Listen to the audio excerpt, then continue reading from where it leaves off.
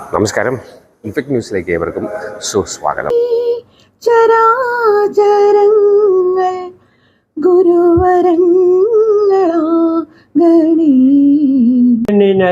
K Murali തന്നെ ക്ഷണിച്ചുകൊള്ളുന്നു. പുസ്തകം ഏറ്റുവാങ്ങുന്നതിന് വേണ്ടി വള്ളക്കടവ് ഷാഫിയെ ക്ഷണിച്ചുകൊള്ളുന്നു.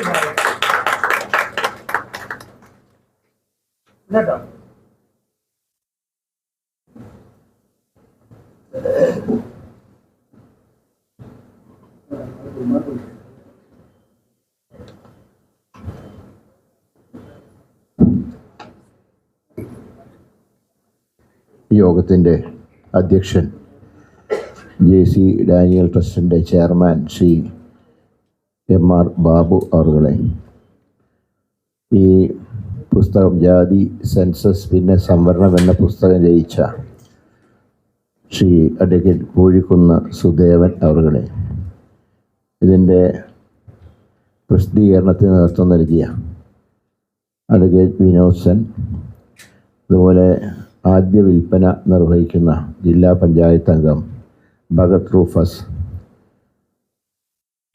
ഏറ്റുവാങ്ങുന്ന ഡോക്ടർ കരിക്കകം ചക്രപാണി, ഈ പുസ്തകം ഏറ്റുവാങ്ങിയ റോഫി ഉൾപ്പെടെ, അതുപോലെ ഈ പുസ്തകം നിങ്ങൾക്ക് പരിചയപ്പെടുത്തിയ Kariavattom VED college principal doctor Sheeja Titus ഉൾപ്പെടെ ഈ ചടങ്ങിൽ സംബന്ധിക്കുന്ന വിശിഷ്ട വ്യക്തികളെ, സഹോദരി സഹോദരന്മാരെ, ഗുരുജനങ്ങളെ, വളരെ സന്തോഷത്തോടുകൂടിയാണ് ഈ പുസ്തക പ്രകാശന കർമ്മത്തിൽ പങ്കെടുക്കുന്നത്.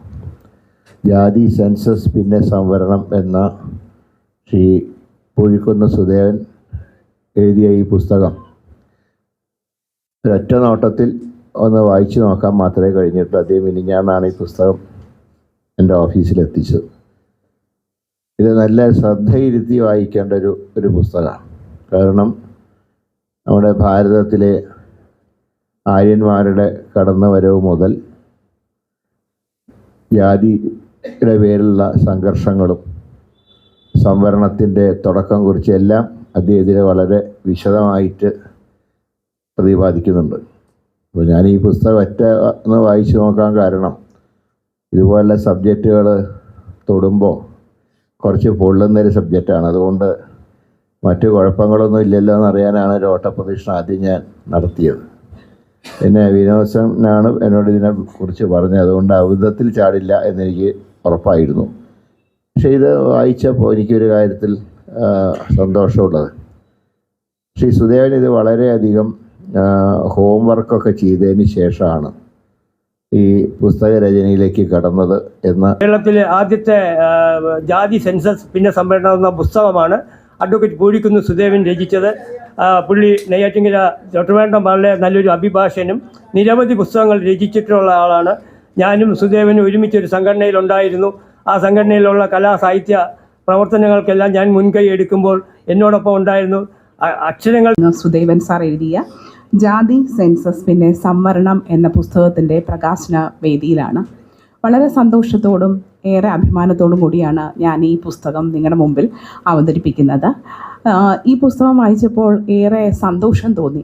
ഒരു ചരിത്ര പുസ്തകം വായിക്കുന്ന ഒരു പ്രതീതിയാണ് ഉണ്ടായത്. ഏറെ പരിശ്രമത്തോടുകൂടിയാണ് ഈ ഒരു പുസ്തകം സാർ എഴുതിയിരിക്കുന്നത് എന്ന് മനസ്സിലായി. സാറിനെ കുറിച്ച് ഒന്ന് രണ്ട് വാക്കുകൾ, അതായത് ഗ്രന്ഥകർത്താവിനെ കുറിച്ച് ഒന്ന് രണ്ട് വാക്കുകൾ പറയാതിരിക്കാൻ വയ്യ. അദ്ദേഹം ഇപ്പോൾ സാമൂഹിക, സാംസ്കാരിക, രാഷ്ട്രീയ രംഗത്ത് പതിറ്റാണ്ടുകൾ പ്രവർത്തിക്കുകയും തിരുവനന്തപുരം ജില്ലാ ലീഗൽ സർവീസ് അതോറിറ്റിയിൽ കുറച്ചുകാലം സേവനം നടത്തുകയും നിലവിൽ തിരുവനന്തപുരം ജില്ലാ കോടതിയിൽ അഭിഭാഷകനായി പ്രവർത്തിക്കുകയും ചെയ്യുന്നു. നിരവധി പുസ്തകങ്ങളുടെ രചയിതാവും ആനുകാലിക ലേഖനങ്ങൾ ഒട്ടേറെ പ്രസിദ്ധീകരിക്കുകയും ചെയ്ത ഒരു മികച്ച എഴുത്തുകാരനാണ്. മികച്ച ലേഖനത്തിന് ജില്ലാ ഉപഭോക്തൃ സമിതിയുടെ സംസ്ഥാന അവാർഡും അതുപോലെ തന്നെ പുനലൂർ കേന്ദ്രീകരിച്ചുള്ള കേരള റൈറ്റേഴ്സ് ഫോറത്തിൻ്റെ അവാർഡുകളുമൊക്കെ അദ്ദേഹത്തിന് ലഭിച്ചിട്ടുണ്ട്. അദ്ദേഹത്തിൻ്റെ ഈ പുസ്തകത്തെക്കുറിച്ച്, ജാതി, സെൻസസ് പിന്നെ സംവരണം എന്ന പുസ്തകത്തെക്കുറിച്ച് പറയാനുള്ളത്, പുതുതായിട്ട്, അതായത് പഠിക്കുന്ന കുട്ടികൾക്കാകട്ടെ, പഠിതാക്കൾക്കാകട്ടെ, അധ്യാപകർക്കാകട്ടെ, പൊതുജനങ്ങൾക്കാകട്ടെ ഒരു ഗൈഡ് ലൈൻ പോലെ ഒരു ഗവേഷണ പുസ്തകം അല്ലെങ്കിൽ ഒരു ഗ്രന്ഥം എന്ന് തന്നെ ഈ പുസ്തകത്തെക്കുറിച്ച് പറയാം. അടിസ്ഥാനപരമായി നമുക്കറിയാനുള്ള കാര്യങ്ങൾ: ജാതിയെക്കുറിച്ച്, ജാതി എന്താണ്, സംവരണം എന്താണ്, അതുപോലെ തന്നെ സെൻസസ് എന്തിനാണ് അല്ലെങ്കിൽ അതുകൊണ്ട് ഉദ്ദേശിക്കുന്ന കാര്യങ്ങൾ എന്താണ് എന്നതിനെക്കുറിച്ച് വളരെ ലളിതമായ ഭാഷയിലാണ് ഈ പുസ്തകത്തിൽ അദ്ദേഹം എഴുതിയിട്ടുള്ളത്. ഈ പുസ്തകത്തിനകത്ത് പ്രധാനമായിട്ടും ജാതിയുടെ ഉത്ഭവം, ആര്യൻ അധിനിവേശം, ജാതി തഴച്ചു വളരുന്നതിൽ ഫ്യൂഡലിസത്തിൻ്റെ പങ്ക് എന്ത്, അതുപോലെ തന്നെ മതങ്ങളും ജാതിയുമായിട്ടുള്ള ബന്ധം, മുന്നോക്ക പിന്നോക്ക പട്ടികജാതി പട്ടികവർഗ വിഭാഗങ്ങൾ, നവോത്ഥാനത്തിൻ്റെ പ്രധാനപ്പെട്ട പങ്ക് എന്തായിരുന്നു, അതുപോലെ തന്നെ അടിച്ചമർത്തപ്പെട്ട ജനത അനുഭവിച്ച പ്രയാസങ്ങൾ എന്തൊക്കെയായിരുന്നു എന്നുള്ളതിനെക്കുറിച്ചൊക്കെ വ്യക്തമായിട്ട് ഈ പുസ്തകത്തിനകത്ത് അദ്ദേഹം എഴുതിയിരിക്കുന്നു എന്നുള്ളതാണ്. അതിലേറെ സന്തോഷം തോന്നിയതും അതുപോലെ തന്നെ കൗതുകകരമായൊരു വിഷയം എന്താണെന്ന് പറഞ്ഞു കഴിഞ്ഞാൽ, സംവരണത്തെക്കുറിച്ച് ആദ്യ കാലഘട്ടങ്ങളിൽ എവിടെയാണ് നിയമപരമായ യുദ്ധം തുടങ്ങിയത്? 1927 ഇന്ത്യയിൽ ഈ തുടങ്ങിയ കാര്യങ്ങളെക്കുറിച്ച് 27 മുതൽ തുടങ്ങിയ സംവരണവുമായിട്ട് ബന്ധപ്പെട്ട നിയമപരമായ കാര്യങ്ങളെക്കുറിച്ചൊക്കെയും ഇന്ന് വരെ നിലനിൽക്കുന്ന കാര്യങ്ങളെക്കുറിച്ചും വളരെ ആധികാരികമായി അദ്ദേഹം അന്വേഷിക്കുകയും വളരെ മനോഹരമായിട്ട് ഈ പുസ്തകത്തിനകത്ത് പറഞ്ഞിട്ടുണ്ട് എന്നുള്ളത് വളരെ സന്തോഷമാണ്. അതുപോലെ തന്നെ ഇത് 3 ഘട്ടങ്ങളായിട്ടാണ് അദ്ദേഹം ഇതിനകത്ത് അവതരിപ്പിച്ചിരിക്കുന്നത്. ഒന്നാം ഭാഗത്തിൽ ജാതിയെക്കുറിച്ച് പറഞ്ഞിരിക്കുന്നു. അതുപോലെ തന്നെ രണ്ടാം ഭാഗത്തിൽ സെൻസസും അതിൻ്റെ പ്രാധാന്യത്തെക്കുറിച്ചും. സെൻസസ് എന്ന് പറയുന്നത് വെറുതെ ഒരു സ്ഥിതിവിവര കണക്ക് എന്നുള്ളതല്ല എന്ന് നമ്മളെ പഠിപ്പിക്കുന്ന തരത്തിലാണ് അദ്ദേഹം ഇതിനകത്ത് പറഞ്ഞിരിക്കുന്നത്. മൂന്നാം ഭാഗത്തിനകത്ത് സംവരണത്തിൻ്റെ പ്രാധാന്യത്തെക്കുറിച്ച്, ഒരു ജനാധിപത്യ രാജ്യമെന്ന നിലയിൽ ഇന്ത്യക്കകത്ത് ജാതിയെക്കുറിച്ച് പറയുന്നത് പലപ്പോഴും നമുക്കതൊരു തെറ്റാണ് എന്നുള്ള ഒരു വാദക്കാരിയാണ് എന്നെ സംബന്ധിച്ചൊരു അധ്യാപിക എന്ന നിലയിൽ. അത്തരത്തിൽ നമുക്കറിയാം സവർണവർഗ്ഗങ്ങളും പിന്നോക്ക വിഭാഗക്കാരും ഇന്ന് ഇന്ത്യക്കകത്ത് നേരിടുന്ന എത്രത്തോളം പ്രശ്നങ്ങളുണ്ട് എന്നുള്ളത്. എങ്കിൽ തന്നെയും ചില സാഹചര്യങ്ങളിൽ സംവരണം എന്നുള്ളത് പിന്നോക്ക വിഭാഗക്കാർക്ക് അവരുടേതായ ഒരു അവകാശം സംരക്ഷിക്കാൻ വേണ്ടി നമുക്കത് വേണ്ടി വരുന്നു എന്ന് മനസ്സിലാകുന്നു. അത്തരത്തിലുള്ള കാര്യങ്ങൾ വിദ്യാഭ്യാസമാകട്ടെ, അതുപോലെ തന്നെ ഔദ്യോഗിക നിലവാരത്തിലാകട്ടെ, അത്തരത്തിലുള്ള സംവരണങ്ങളെക്കുറിച്ച് മനസ്സിലാക്കാൻ, അതിനെക്കുറിച്ച് പഠിക്കുവാൻ വളരെയധികം പ്രയോജനപ്പെടുന്ന ഒരു പുസ്തകമാണ് ജാതി, സെൻസസ്, പിന്നെ സംവരണം എന്ന് ഈ പുസ്തകം. അദ്ദേഹത്തിന് സകല നന്മകളും ഉണ്ടാകട്ടെ. അതുപോലെ തന്നെ പുതിയ പുതിയ കാര്യങ്ങൾ, പുതിയ ഗ്രന്ഥങ്ങൾ രചിക്കുവാൻ കഴിയട്ടെ എന്ന് ഈ ഒരു വേദിയിൽ ആശംസിക്കുകയാണ്. വിവരങ്ങൾ ശേഖരിക്കുന്നതിനും അവ വിലയിരുത്തുന്നതിനും ഗ്രന്ഥകാരൻ നടത്തിയ ക്ലേശകരമായ പരിശ്രമവും ഈ സമയത്ത് ഓർക്കുകയാണ്. അദ്ദേഹത്തിന് പുതിയ മേഖലയിലും അതുപോലെ തന്നെ ഈ എഴുത്തിൻ്റെ ലോകത്തും ഒട്ടേറെ നന്മകളും അവാർഡുകളും ഒക്കെ ഉണ്ടാകട്ടെ എന്ന് ആശംസിച്ചുകൊണ്ട് നിർത്തുന്നു.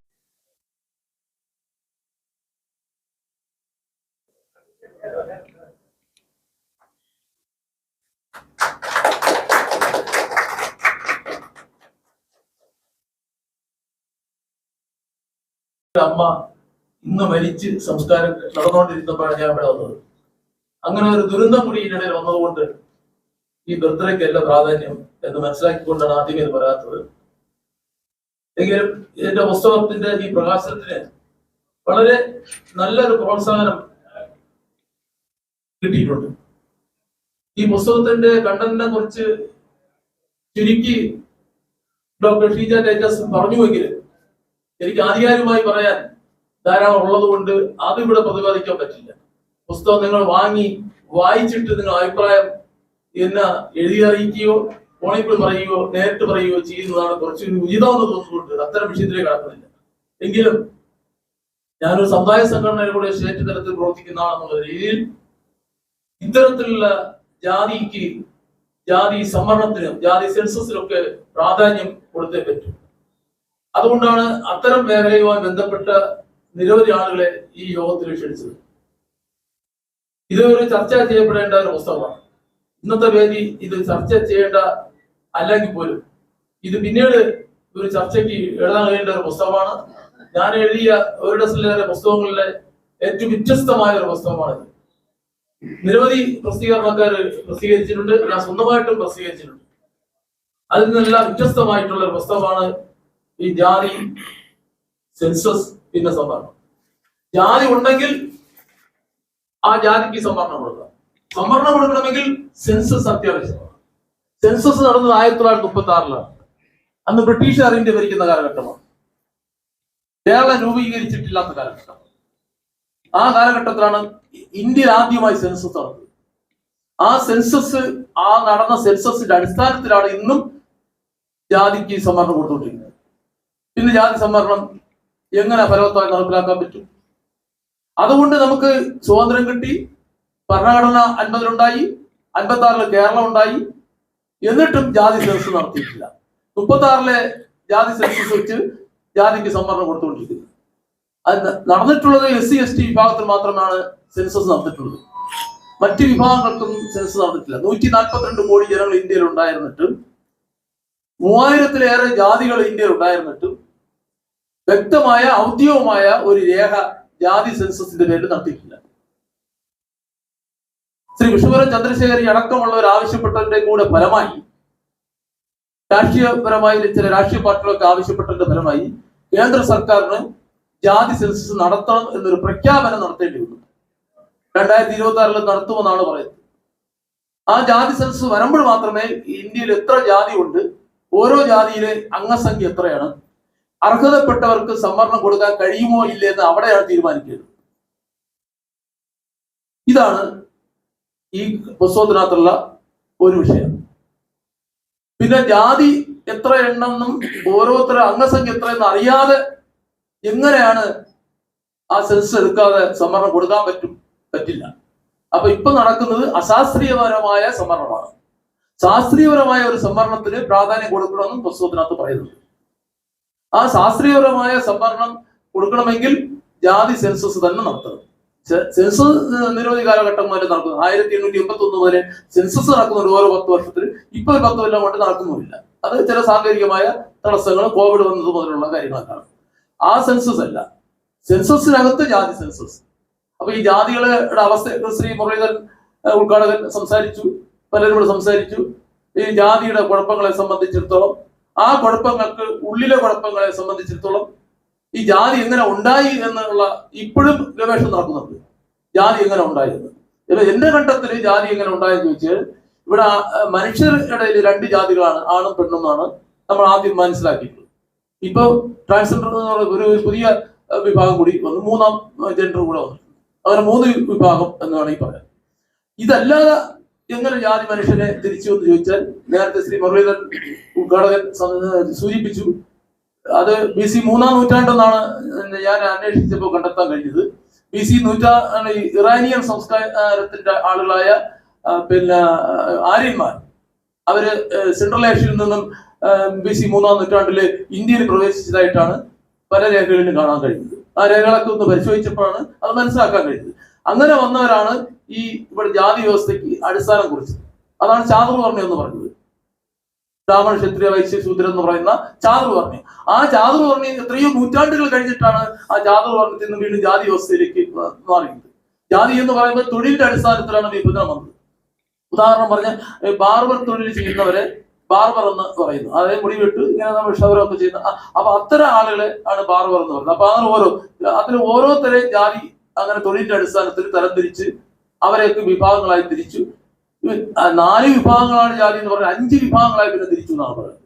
5ാമതൊരു വിഭാഗമുണ്ട്, അവര് ചവിട്ടി മതിക്കപ്പെട്ടവരെന്നാണ്. അവർ സമൂഹത്തിൽ ഉയർന്നെഴുന്നേൽക്കാൻ ഒരിക്കലും സാധ്യതയില്ലാത്ത ഒരു സാഹചര്യത്തില് അവരെ അങ്ങനെ വേർതിരിക്കപ്പെട്ടിരുന്നു. 5ാം വിഭാഗത്തിനെ അവർ ശൂദ്ര വിഭാഗത്തിൽ നിന്ന് താഴെ ഉള്ളവരെന്നാണ് പറയപ്പെടുന്നത്. അങ്ങനെ ഒരു വ്യവസ്ഥയും ആര്യന്മാരുടെ കാലത്ത് ഉണ്ടായി. ഈ ആര്യന്മാരുടെ നിന്നാണ് പിന്നീട് പല പല രൂപങ്ങള് പിന്നെ ഉണ്ടായി. നമ്മൾ ഇന്ന് കാണുന്ന പട്ടര് അല്ലെങ്കിൽ നമ്പൂരി എന്നൊക്കെ പറയുന്നില്ല, അതിന്റെ ഒരു വകതിരിവുകളാണ്. ഓരോ ജാതിക്കും ഉപജാതികളും ഉണ്ട്. ഇതിനകത്ത് ഓരോ ജാതിയിലും ഉപജാതികളും ഉണ്ട്. ഈ എല്ലാ ജാതികളും ഉണ്ടെങ്കിൽ പോലും ഞാൻ ഈ സമുദായത്തിൽ പിറന്ന നാടാർ സമുദായത്തിൽ കൂടെ ഉൾപ്പെട്ടതുകൊണ്ട് ഞാൻ പറയാം, ഈ നാടാർ സമുദായത്തിന് ഏറ്റവും കൂടുതൽ അവഗണന ഈ കാലഘട്ടത്തിലാണ്, ഈ 20-ാം നൂറ്റാണ്ടിന് ശേഷമാണ് കൂടുതൽ ഉണ്ടായിട്ടുള്ളത്. അതിനുമുമ്പ് ഇത്ര അധപതനം ഉണ്ടാകുന്ന ഒരു അവഗണന ഉണ്ടായിട്ടുണ്ടോ എന്ന് ചോദിച്ചാൽ ഈ സ്വതന്ത്ര ഭാരതത്തിലോ അല്ലെങ്കിൽ സ്വതന്ത്ര കേരളത്തിലോ ഉണ്ടായിട്ടില്ല. അതിനു മുമ്പേക്ക് കുറെ ഉണ്ടായിട്ടുണ്ട്. രാജഭരണ കാലഘട്ടത്തിൽ, ശ്രീ വൈകുണ്ഠസ്വാമിയുടെ കാലഘട്ടത്തിലൊക്കെ അത് ഉണ്ടായിട്ടുണ്ട്.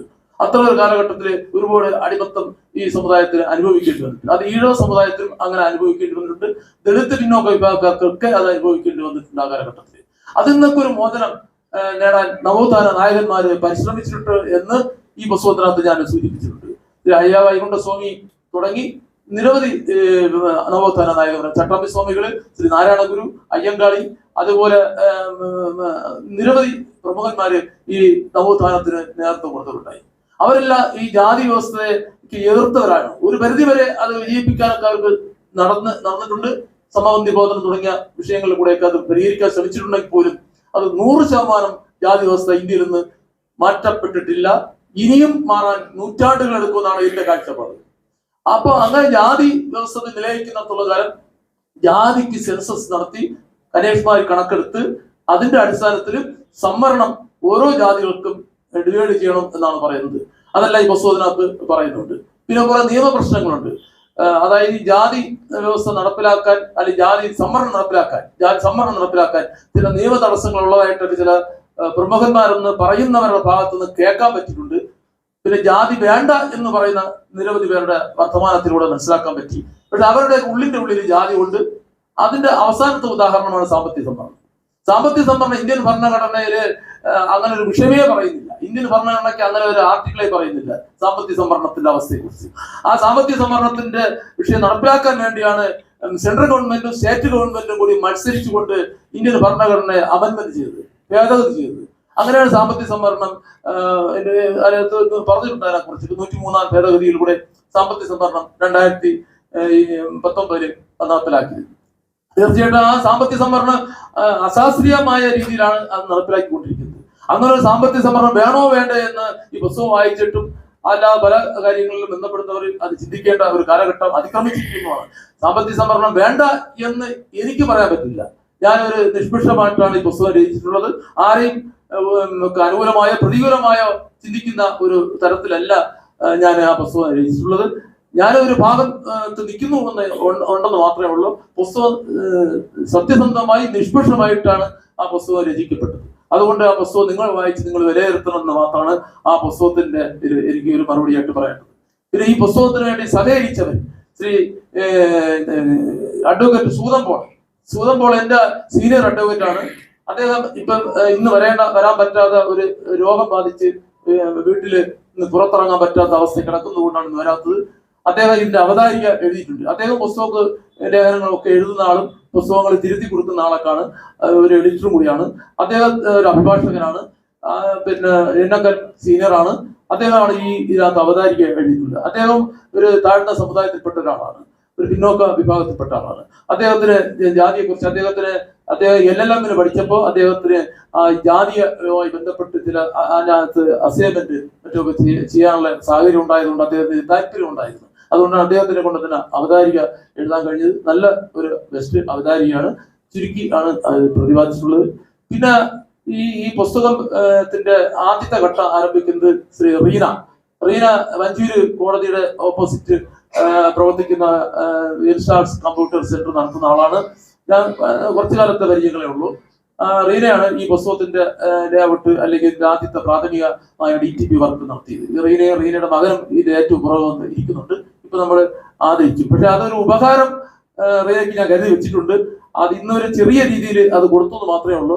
ആ ഉപകാരം ഇന്ന് കൊണ്ടുവരാൻ പറ്റാത്ത ആ സാങ്കേതികമായ അവസ്ഥ എന്താണെന്ന് ഞാൻ നേരത്തെ സൂചിപ്പിച്ച് അതുകൊണ്ട് കൂടിയാണ് ആ ഉപകാരം. വിനോദ് സെന്നിനും ആ ഉപകാരം എൻ്റെ ഉണ്ട്. ആ ഉപകാരം ഇന്ന് കൊടുക്കാൻ കൊണ്ടുവന്നില്ലെങ്കിൽ അത് വിനോദ് സെന്നിനും കൊടുക്കും. വിനോദ് സെന്നിന് ഞങ്ങൾ തമ്മിൽ അടുത്ത കാലത്തുള്ള പരിചയമാണ്, ശ്രീമാർ ബാബു വഴിയുള്ള പരിചയമാണ്. അദ്ദേഹം ഞാൻ ഒരു കോടതിയിലാണ് വരുന്നെങ്കിൽ ഞങ്ങൾ തമ്മിൽ അങ്ങനെ വലിയ അടുത്ത് പരിചയക്കാരായില്ല.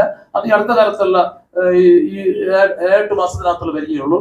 അദ്ദേഹം നല്ലൊരു അഭിഭാഷകൻ മാത്രമല്ല, അദ്ദേഹം ഒരു രാഷ്ട്രീയ പാർട്ടിയുടെ പ്രമുഖനായ ഒരു ഇവിടെ പ്രകാശനം നൽകിയ മുതിർന്ന കോൺഗ്രസ് നേതാവും ex-MP-മായ മുരളീധരൻ സർ, അത് ഏറ്റുവാങ്ങിയ ഷാഫി വള്ളക്കവ് സർ, എൻ്റെ പ്രിയ നേതാവും ആദരണീയനുമായ വാർത്തകളും വിശേഷങ്ങളും ഇവിടെ അവസാനിക്കുന്നില്ല. കൂടുതൽ വാർത്തകളും വിശേഷങ്ങളുമായി വീണ്ടും കണ്ടുമുട്ടുന്നതുവരെ ഏവർക്കും നന്ദി, നമസ്കാരം.